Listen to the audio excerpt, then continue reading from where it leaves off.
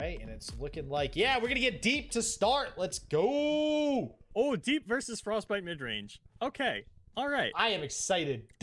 I'm struggling to remember how this matchup played out in the past. I feel like it was frostbite favored because of the reckoning and calling strike value that they could get. It was really hard to stick a Nautilus, but it's been quite some time, and the lists are totally different than they were way back then. I mean, both of them are.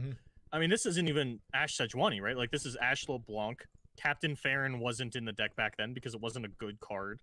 You know, we've got a little bit more draw power. Twins or Three Sisters has been added in. Like, these are, I'm a little excited for this. This is like a little piece of history that has just gotten an update, a facelift into 2021. That we're going to get the huge facelift. I'm so excited for this. This is so nostalgic. And we actually see almost mirrored hands right here. Dead Blue Wanderer trips and Avarosian Trapper trips. So this is definitely going to be a longer game. By no means does any one person have the advantage right now.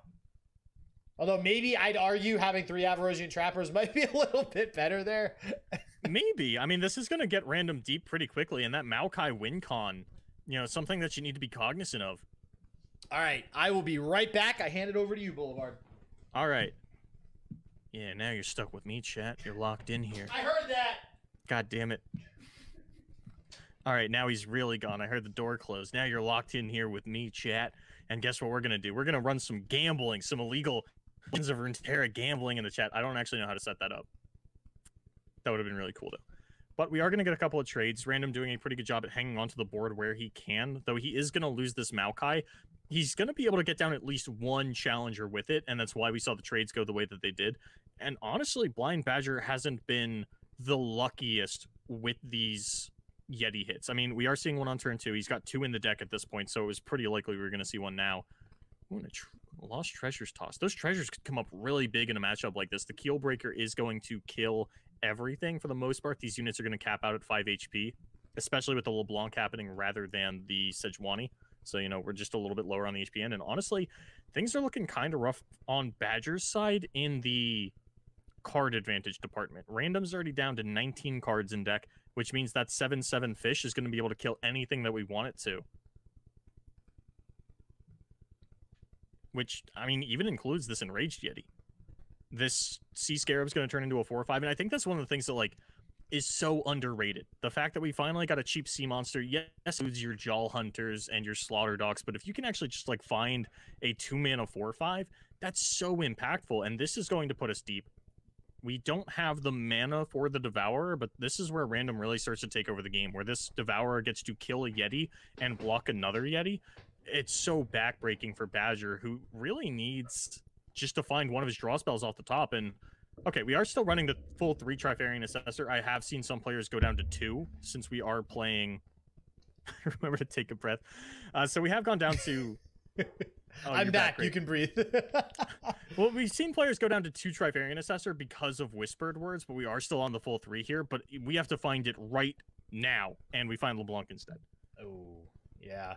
All right, so it looks like I have definitely missed a lot since I have been gone, but both Yetis on the board, and Random is deep. I'm going to go ahead and have to give the advantage to deep, and I think typically you were talking about historically this deck. Oh, wow, Maokai's already leveled? Yeah, Maokai's, well, I mean, like I said, we opened with triple Dead Bloom Wanderer. That's gonna, wow, that's going to get us there pretty quickly. Yeah, I was going to say, so you mentioned this deck historically, you know, this matchup. Generally speaking, mid-range Frostbite does just have to aggro down the deep deck before it's able to go deep and get online. And, I mean, I don't know if Bl1ndBadger can do it with this board because we have these saplings as chump blockers, which is actually a really big deal. I was going to say if we can find a Reckoning. Okay, yeah, that would have been. But even then, we're only pushing a little bit of damage because the Devour Fish gets to come down, kill a Yeti, block another Yeti. This is going to level LeBlanc, though. Yeah, which means if Random doesn't do something to stabilize and fill the board with some more followers there next turn, then LeBlanc's Mimic might actually come into play. Actually, she doesn't get pretty one sure on we're just level up. devouring. No, she only gets it on the damage, so it's really not super impactful. Yeah, that's the thing with LeBlanc. Like, it's so weird to say that I like LeBlanc as a champion, but it seems like she doesn't do anything.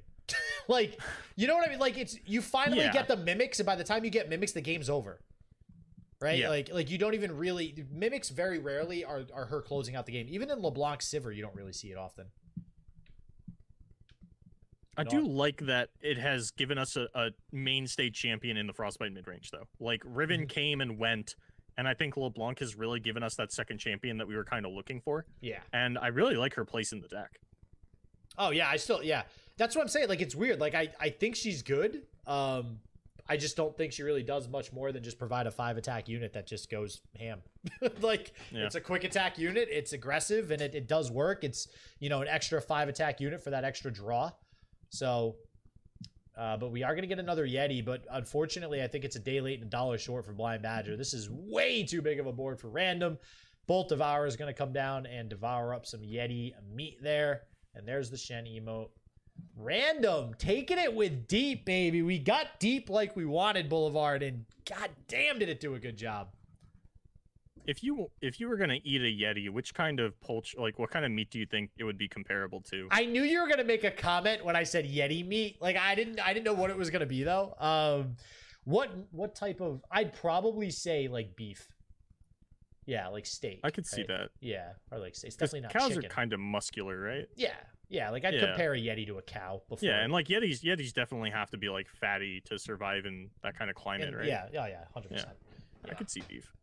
Yeah, and they're definitely not a chicken, right? Because like, what? Oh, absolutely like, not. No. And what I mean, it'd be between like like venison, beef, some 4-legged big animal. Yeah, Yeti would probably taste pretty good. Why are we talking about eating Yeti again? Because you said Yeti meat. I'm also trying to like your juice cleanse ends tomorrow, right?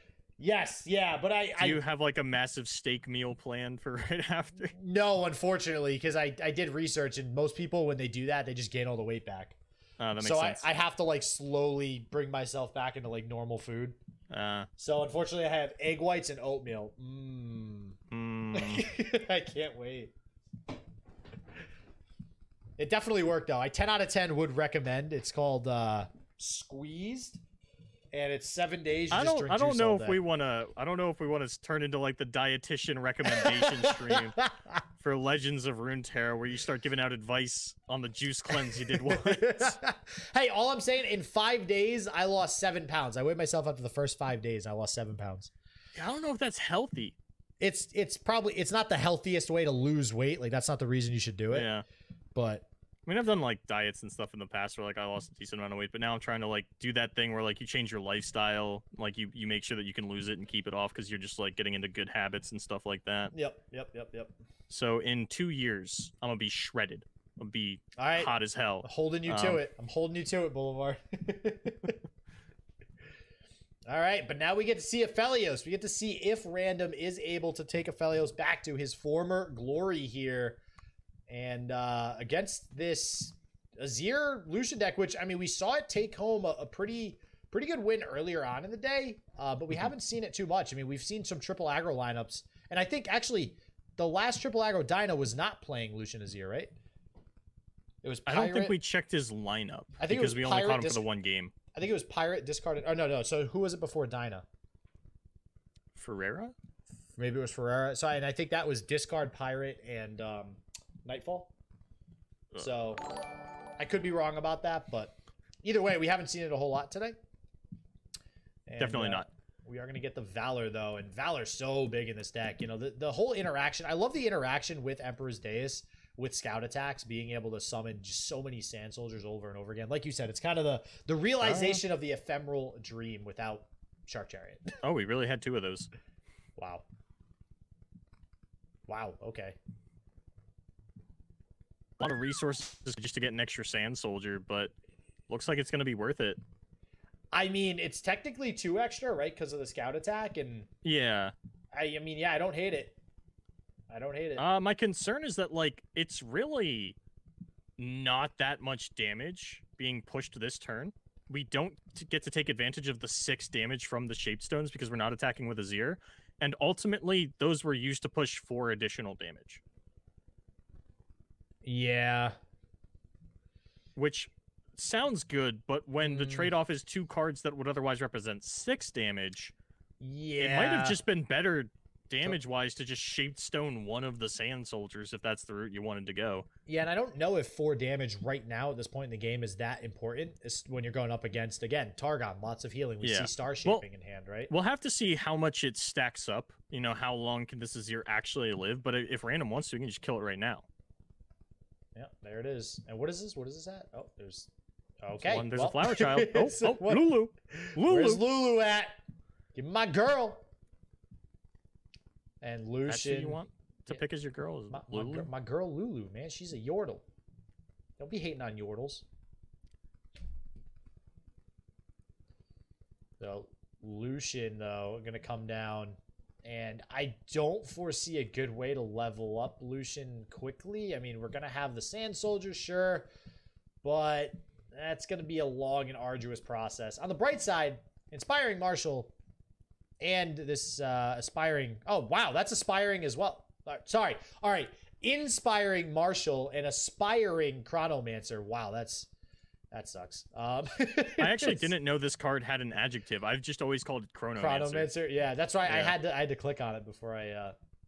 But they have a lot of life, so they are going to be able to, you know, if there is a chump blocker, they're still going to be able to attack on another turn, which is definitely going to work out for Bl1ndBadger. But again, you know, we still have Star Shaping. We still even have a Aphelios, which outside of a Valor, there's not a whole lot of good answers for the Aphelios if it eventually does come down.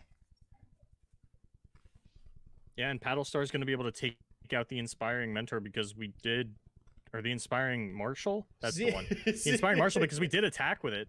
Although we got really good Chronomancer hits here. I think Cythria's probably the best one. Oh, it's not even Chronomancer. It was a Predict from Ancient Preparations. Yep. Yeah, and it's going to be Marshal, actually, not Cythria. Let's see what we got for the Invoke. We got Traveler in the Stars Warrior. I mean, Warrior seems like it's pretty good, but all right, Traveler.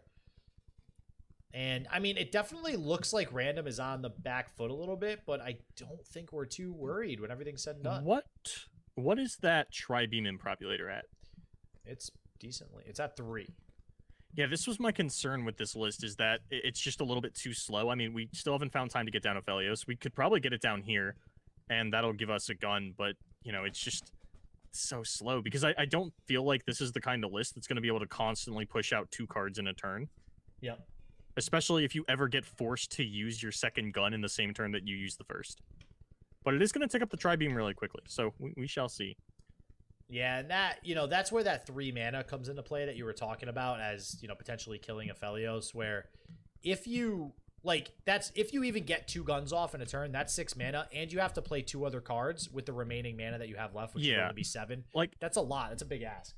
In this position, I think Random is just going to run away with the game, but I don't think that really has as much to do with Aphelios as it does that the Lucian deck is just gassed out. Mm-hmm.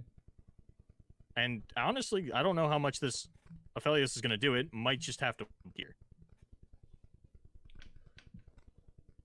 All right. Behold the Infinite now from the leveled up Zoe, and this is where I think things are just going to get closed out here for Random. I mean, as long as we can stave off this attack... We have 5 blockers for 5 attackers. There's no way we die here. And then that Tri-Beam should be able to... I mean, if we just block the entire board, you know, I think that we trade off most of it, and then we can finish off one of these Marshals with a Calibrum. We can finish off the other one with a Tri-Beam Improbulator and just really solidify our position from there. Yeah, looks... I imagine we're going to get... I don't know. Gravitum? Maybe Gravitum, maybe Severum. I don't think you're playing either of these guns this turn. I think we are just going in for an open. So I definitely don't hate being able to stun one of these Marshals going into the next turn. All right.